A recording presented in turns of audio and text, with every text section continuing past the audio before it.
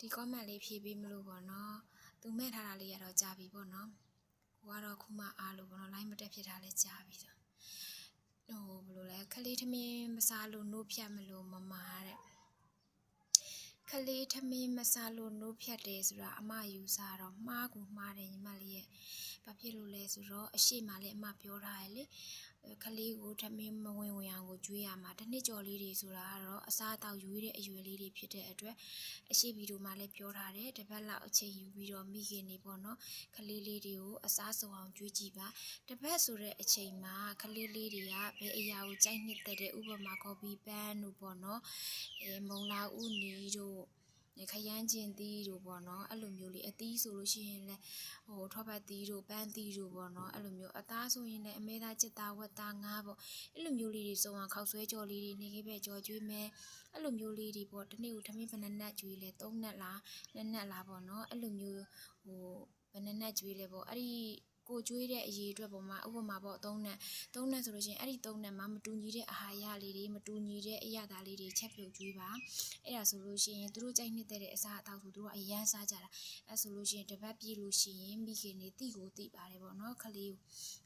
ဘယ်အရာကိုကြိုက်လဲဆိုတာပေါ့နော်အဲ့လိုမျိုးလေးကျွေးကြည့်ပါခလေးတွေကအဲ့လိုမျိုးသူတို့ဘိုက်ပြည့်သွားတယ်ဆိုလို့ရှိရင်နှုတ်လုံးဝမဆိုးမမသားကိုခလေးတစ်နှစ်ခွဲနှုတ်ဖြတ်ပြီလားလို့မေးထားတယ်ပေါ့နော်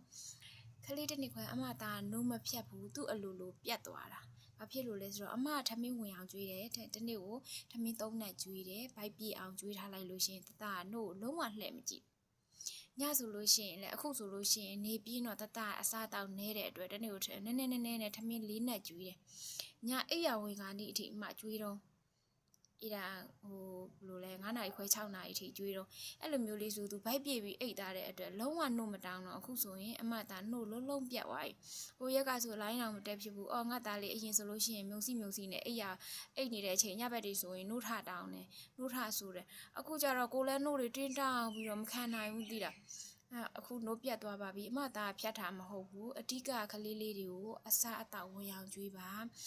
အဲ့ဒီအစားအသောက်ဒီအာဟာရဖြစ်ဆွက်စာတွေကိုကျွေးမှသာလျှင်ကလေးတွေကိုခံအားတက်ကောင်းမှာပါနော်ကလေးတွေကိုခံအားကောင်းမှအပြင်ယောဂမဝင်နိုင်မှာဖြစ်ပါတယ်ပြီးတော့ကြတော့အဲ့ဒီကလေးလေးတွေကိုခံအားမရှိဘဲနဲ့နှုတ်ဖြတ်လိုက်တယ်ဆိုလို့ရှိရင်ကလေးလေးတွေတအားငိုတာနဲ့နှုတ်စာလုံးငိုတာနဲ့ပြီးတော့အပြင်အစားအသောက်လည်းဖြစ်ဆွက်စာတွေလည်းမစားတာနဲ့ဆိုကိုခံအားတအားထိုးကျသွားနိုင်တယ်ပေါ့နော်အခုချိန်ကနေလည်းအရန်ပြေးနေတာဆိုတော့ကလေးလေးတွေကိုအထူးဂရုစိုက်ပါအမတော့ဒီလောက်ပဲအကြံပြုချင်တယ်ပေါ့နော်ထမင်းဝင်အောင်ကျွေးပါပေါ့